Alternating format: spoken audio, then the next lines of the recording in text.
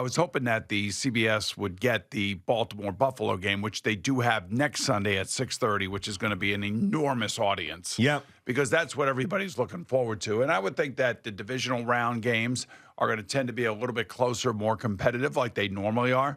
I want to say it was either 3 or 4 years ago in the divisional round. I thought it was the greatest weekend of football that we had in the NFL in a long, long time. And that was over the Chiefs and the Bills with the Josh Allen, Patrick Mahomes back and forth that weekend. Yeah, that was unbelievable. And so there's hope that there's going to be great games this week, and it will be interesting with the Commanders going to the Lions, and then your team, if they win tonight, or the Rams, if they win tonight, going to the Eagles.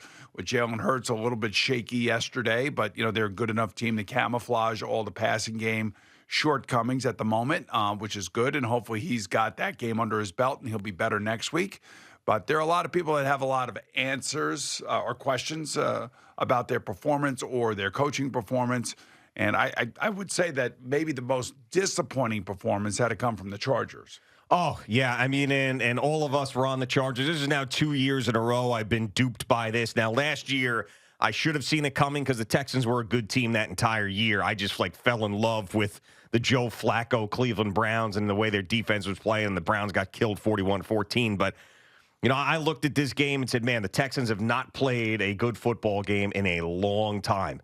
And C.J. Stroud doesn't look the same, and he looked even worse after the Tank Dell injury. And they go down, the Chargers, they kick 2 field goals early, and then that was it. I mean, and I think one of the biggest things that have come out of this weekend as a talking point in the NFL is that Justin Herbert performance, because this guy we know has got one of the best arms in the league.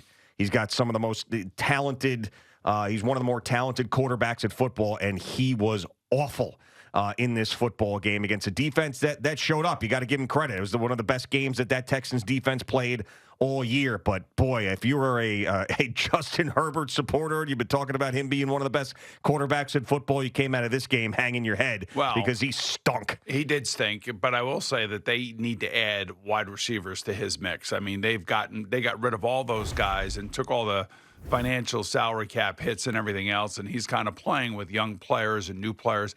They'll be better next year. He'll be better next year. But that performance, yes. And then the first half of the Pittsburgh Steelers performance was just abysmal. And even Kirk Herbstreit actually called him out. Yeah, called him out. So I was actually surprised to hear this. Where is the fight? This is the Pittsburgh Steelers. This team is just feels like you're laying down. You're coming in to play Lamar Jackson and the Baltimore Ravens, and there's absolutely no fight on the sideline.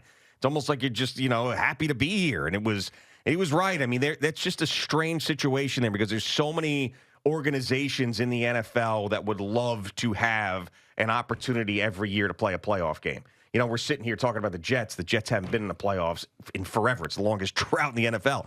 But with the Steelers, you walk into that building, that practice facility there on the south side of Pittsburgh, there's 6 Lombardi trophies when you walk in. And losing in the first round, or not winning a playoff game, rather, in 8 straight seasons doesn't sit well with that fan base. All you got to do is listen to Steeler Nation. It's just like Patriot Nation. Patriot Nation feels like it's waking up out of a long slumber. They've been hibernating, kind of like Eddie was hibernating out in Wyoming all those weeks. With the Wolves. With the Wolves, yes. They've been hibernating, and now all of a sudden Mike Vrabel gets hired, and the Patriot Nation is activated. And you, just like the Jets fans here, the Giants fans here, you can tell and feel whether or not there's momentum with a particular organization or not. And I kind of feel like most Steeler fans, and this is just what I take from X, and people on X post everything. It's crazy, but I would say the far majority of Steeler fans are just tired of seeing the same thing over and over and over again. And it's just like a running offense. They can't get a passing game going. They haven't had a passing game since Ben Roethlisberger left. And it's just the same thing over and over and over again. And it is 100% obvious that T.J. Watt was playing injured. He just wasn't the player that he always is and wasn't nearly as effective.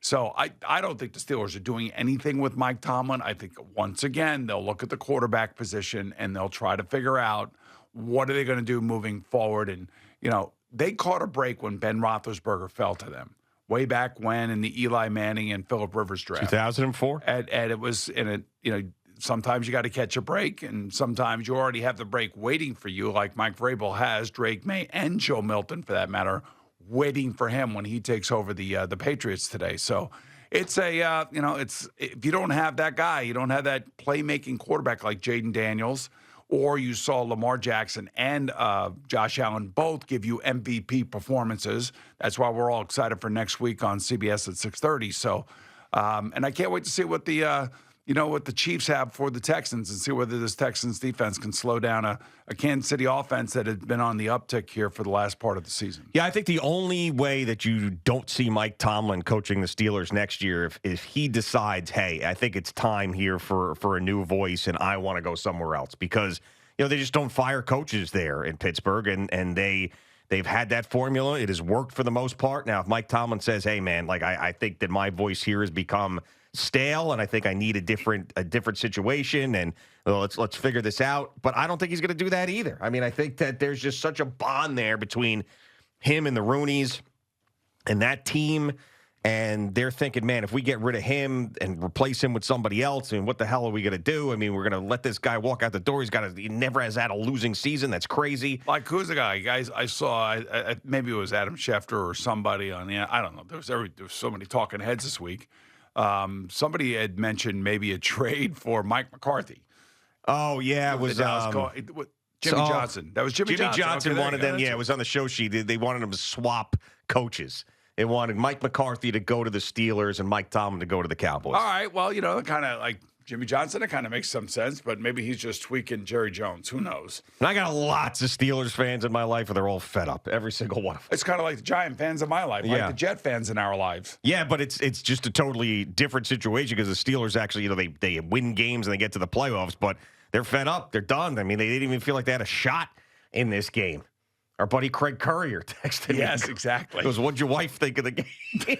I'm stuck with all these angry Steeler fans all over the place in my life. Well, especially with the way that, and look, I'm just saying everything that I think everybody else saw, but I was glad that Kirk Herbstreit actually said it, that there was really no fight. It didn't look like they looked leaderless. And when they had a 4th and an inch. Oh, man. And they're playing in Baltimore. I mean, if you are a believer in your team and you want to give them an opportunity to show whether or not you can win the game or lose the game, I mean, you got to go for it. I mean, it was just really, really interesting the way that, like, Collinsworth was talking about Dan Quinn last night, the head coach for the Commanders, and how he was approaching the game. And Dan Quinn said, look, man, Tampa Bay is a possession-oriented team, and if they hold on to the ball and keep it away from us, then, I can't play the game that way. I got to be thinking aggressive. I got to be thinking how many times we're going to get the ball. And really what turned out last night is that Tampa Bay only ran 44 plays. And that's the coach of the Washington Commanders thinking ahead before the game started. And I love that Chris went into that because so many coaches don't do that. And that's obviously why Dan was hired for a second time here with the Commanders. But, like, how does Mike Tomlin not think about who they're playing against, the most explosive offensive player in football, and you're not going to go for it on a 4th and an inch, and you're on the road, and a lot of people don't think you're going to win anyway. By punting in that situation, it's almost like you told your team, we ain't winning anyway. Yeah, no, absolutely. I was floored when that happened, especially, I mean, this day and age with NFL head coaches, I think, 31 out of 32 would have gone for it in that situation, and Mike Tomlin was the only one who didn't. Well, maybe it's because he's been there a long time. I don't know. Maybe he feels like, let's play it safe. Let's play the percentages, and maybe the percentages were like 52 to 48 or something in favor of punting it. I don't know, but it just there's an emotional aspect to every football game that you have to play into, and again, I just go back to Chris's explanation at the beginning of the game last night about Dan Quinn, the Commanders head coach, and how he was thinking about coming into this game. And I always tell you that, for every coach, depending on who you're playing, where you're playing, how the game is playing out, that will determine your decision-making maybe later on in the game.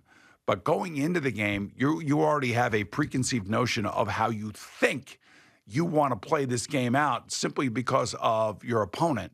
And if your opponent is like the number one offense in football and you got a quarterback that's running all over the place, you got a running back that is going to, steamroll your team, you got to do something to keep those guys off the field, which is what Dan Quinn said about Tampa Bay last night, and they executed it from Washington, and Pittsburgh did not maybe think that way going into the game, so therefore they end up getting steamrolled. Yeah, I mean, we talk so many times about rookie quarterbacks coming in and maybe starting when they shouldn't start, and then it's ruining them, and then coaches get fired. And we've seen so many of those situations. It's the exact opposite with Jayden Daniels and the Commanders. I mean, this guy brought an organization back from the dead. Of course, you got to give credit to Cliff Kingsbury and Dan Quinn and the new ownership group. But, I mean, it's really all about the energy that Jayden Daniels has provided. And the fact that a rookie has come back as much as he has in the fourth quarter to win games is just so impressive. So, I mean, that's what the Giants and the Jets need, is that right there. And I know it's easy to say and harder to do, but there's an example, especially for the Giants, right there in your division. I mean, the Giants own the Commanders. It was the only team that they could actually beat within the division was the Commanders. Yeah, and under Dan Snyder, the Commanders were dead. They were just a dead franchise, and they couldn't get a new stadium built at all. And now you have a young, exciting, electric player. And guess what? The Commanders are going to get a new stadium within the next 5 years. Yeah, I mean, they're in the divisionals. Did you see him getting hit out of bounds? You see how he went flying? Yeah. Now, I don't know why there wasn't a penalty call there. That was close. But I will say this. That's why he has to put on more weight. Right. Well, here it is right here. Yes. Because, I mean, he just... Right, exactly. I mean, that is. But he very rarely puts himself in those positions, though. Yeah. Like, when watching a ton of him this year because of fantasy stuff, he very rarely is he taking hits like that. And he also is a guy, too, that doesn't. He, like, falls forward when he runs. He doesn't slide. So that's another one of those things where it actually protects himself a little bit better because he like dives at the feet of these guys and they're not going for his head. But yeah, he very rarely. But that was jarring to see him just get launched in that situation. Well, that's put on another 15 pounds. He's going to look great next year. And by the way, I don't know if you felt this way. I felt this way. The first half of the Ravens-Steelers game. Mm-hmm. I don't necessarily know or remember Lamar Jackson being that fast. He was like shot out of a cannon in this first half against Pittsburgh. And you remember he was saying last week, like, I got to calm myself down. Yep.